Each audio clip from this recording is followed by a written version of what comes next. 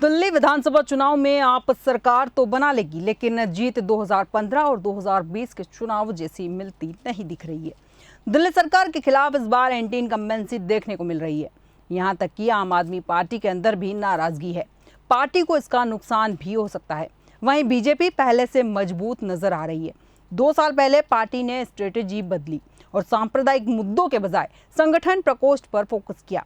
हर वर्ग तक अपनी पहुंच बनाई। दिल्ली चुनाव को लेकर हवा का जो रुख है उससे 4 बातें समझ में आती हैं, जिसमें पहली है दिल्ली में आप 10 साल से सरकार में हैं, लिहाजा इस बार एंटी इनकम्बेंसी का असर दिख रहा है।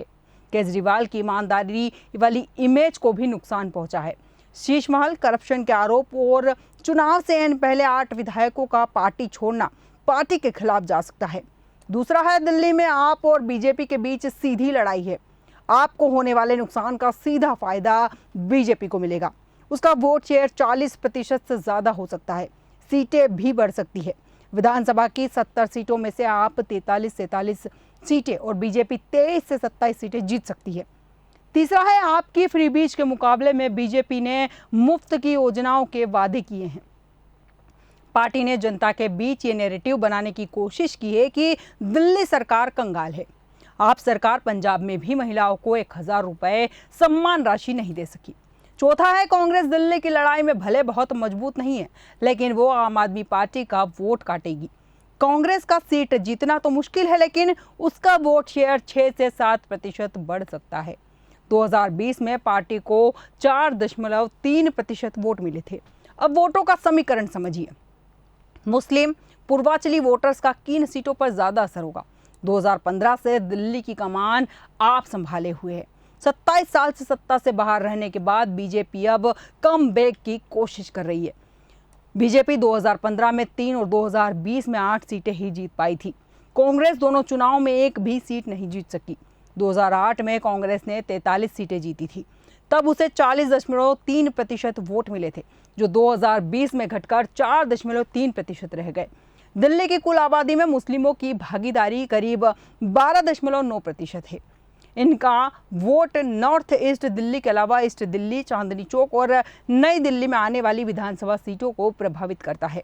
दिल्ली में जाट और गुर्जर वोटर मिलाकर 17 से 20% है। ये वोटर दिल्ली की 50 विधानसभा सीटों पर असर डालते हैं। वहीं दिल्ली में 25% पूर्वांचली वोटर्स का बुराड़ी, बादली, संगम, बिहार, पालम, करावल नगर और पटपड़गंज जैसी 25 सीटों पर सीधा असर है। दिल्ली में दलित वोटर्स कुल आबादी का लगभग 18% है। हर पार्टी को जीत के लिए इन्हें साधना जरूरी है। दिल्ली विधानसभा चुनाव में कौन सा मुद्दा असर दिखाएगा, ये भी बड़ा सवाल है और दिलचस्प सवाल है। दिल्ली का सबसे बड़ा मुद्दा है फ्री बीज। पहले इस पर आपका स्ट्रॉन्ग होल्ड था, लेकिन अब सभी पार्टियां यही कर रही है। मुफ्त बिजली, पानी, सड़क और फ्री बस यात्रा चुनाव के असली मुद्दे हैं। बीजेपी महिलाओं को 2500 रुपए देने का वादा कर रही है। आपने 2100 रुपए देने की बात कही है। अब सवाल यह है कि जनता यकीन किस पर करेगी? दिल्ली में आप सरकार महिलाओं के लिए फ्री बस यात्रा जैसी योजनाएं पहले से चला रही है, इसलिए महिलाओं को उसका फायदा मिलता दिख रहा है।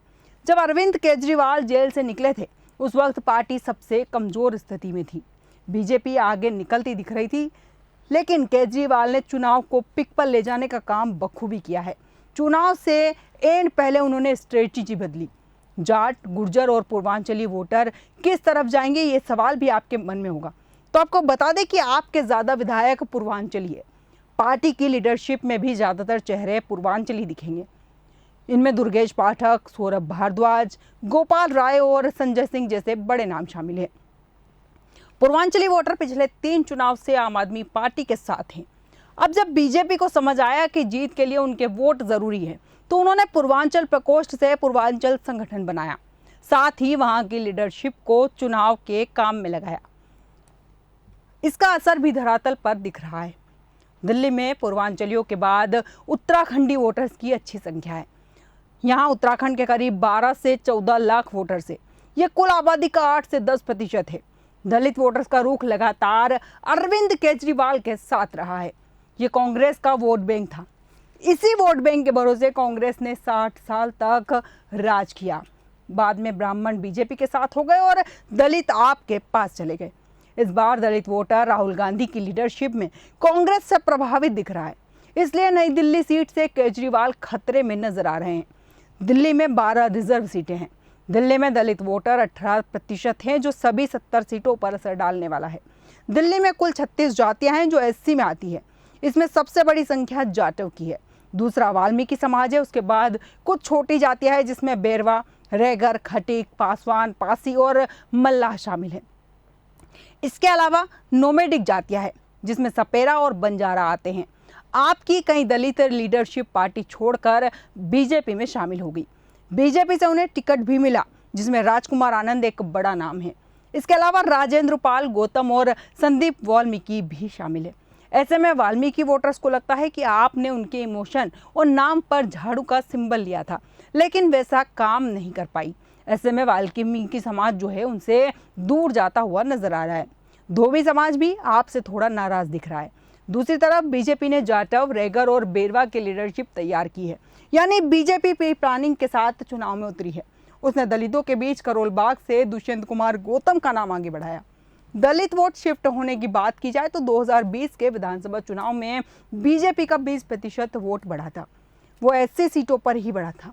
इस बार वो नंबर और ज्यादा बढ़ सकता है। बीजेपी को इन सीटों पर फायदा मिलेगा। इस बार एंटी इनकम्बेंसी देखने को मिल रही है। यहाँ तक कि आम आदमी पार्टी के अंदर भी नाराजगी है। ऐसा कहा जाता है कि केजरीवाल किसी की नहीं सुनते। बहुत लोग पार्टी छोड़कर चले गए। इसकी वजह से भी आपको नुकसान हो रहा है। ऐसे में आपके वोट शेयर में 3 से 4% की गिरावट आ सकती है। आप अब भी लीडिंग पोजीशन में हैं। 2020 के विधानसभा चुनाव में पार्टी का वोट शेयर 53% था। बीजेपी को 38% वोट मिले थे। दोनों पार्टियों के बीच करीब 15% का गैप था। अगर कांग्रेस इस बार बेहतर परफॉर्म करती है तो ये गैप कम हो जाएगा। इस चुनाव में कांग्रेस 6 से 7 सीटों पर चुनौती दे रही है, लेकिन 1 या 2 सीट से ज़्यादा नहीं जीत सकती। पिछले चुनाव में कांग्रेस का वोट शेयर 4% था, वो इस बार बढ़कर 8% हो सकता है, लेकिन इससे ज़्यादा जाना मुश्किल है। इसलिए आपके लिए ज़्यादा मुश्किल नहीं है। 8 सीटें ज़्यादा मुस्लिम आबादी वाली है। 2 सीटों पर AIMIM ने कैंडिडेट उतारे हैं। AIMIM इन सीटों पर वोट बांट सकती है। आपके पास अब वैसा संगठन नहीं बचा जो 2015 और 2020 में हुआ करता था। ऑटो ड्राइवर और गिग वर्कर हमेशा उसे सपोर्ट करते रहे। आप इस बार उन्हें नहीं लुभा पा रही। इधर बीजेपी MCD चुनाव हार गई, इसलिए पिछले 2 साल में उसने स्ट्रेटेजी बदली है। इस चुनाव में उसने कोई सांप्रदायिक मुद्दा नहीं उठाया, बल्कि प्रकोष्ठ और संगठन बनाए ताकि वोट शेयर 40% के पार ले जा सके। उन्होंने जाट, गुर्जर, त्यागी, ठाकुर, ब्राह्मण और दलित सभी तक पहुंच बनाई। बीजेपी इस चुनाव में 30 से ज़्यादा सीटें लाएगी। पॉलिटिकल पार्टीज क्या दावे कर रही है ये भी आपको बताते हैं। बीजेपी का कहना है कि मोदी जी के संकल्प पर चुनाव लड़ रहे हैं, सभी 70 सीटें जीतेंगे।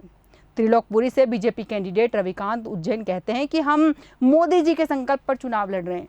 दिल्ली की जनता अरविंद केजरीवाल की योजनाओं से त्रस्त है। अरविंद केजरीवाल बार बार झूठ और फरेब से सत्ता में आते हैं। उनके मंसूबों को ध्वस्त करना है। हम सभी 70 सीटें जीत रहे हैं। इधर आपके कैंडिडेट्स की जमानत जब्त होगी। वहीं आम आदमी पार्टी के नेताओं का कहना है कि चुनाव में डेवलपमेंट मुद्दा है। 62 से ज़्यादा सीटें जीतेंगे। दिल्ली सरकार में पूर्व मंत्री और आपके वाइस प्रेसिडेंट जितेंद्र सिंह तोमर कहते हैं कि हम सिर्फ डेवलपमेंट के मुद्दे पर चुनाव लड़ रहे हैं। पिछले चुनाव में जीत कर आए और बीजेपी के किसी भी विधायक ने काम नहीं किया। ED, CBI, पुलिस सब ने कोशिश कर ली, लेकिन शराब घोटाले में कुछ भी साबित नहीं कर पाई। यमुना सफाई की जहां तक बात है, अरविंद केजरीवाल भी मानते हैं कि 2 साल कोरोना में सब अस्त व्यस्त रहा। 1 साल रिकवरी में निकल गया। बचे 2 साल में केंद्र की बीजेपी सरकार ने काम नहीं करने दिया। अरविंद केजरीवाल का बहुत कैलकुलेटेड सिस्टम है। आप सरकार बनने दीजिए, सबसे पहले महिलाओं को 2100 रुपये सम्मान राशि देने का काम होगा।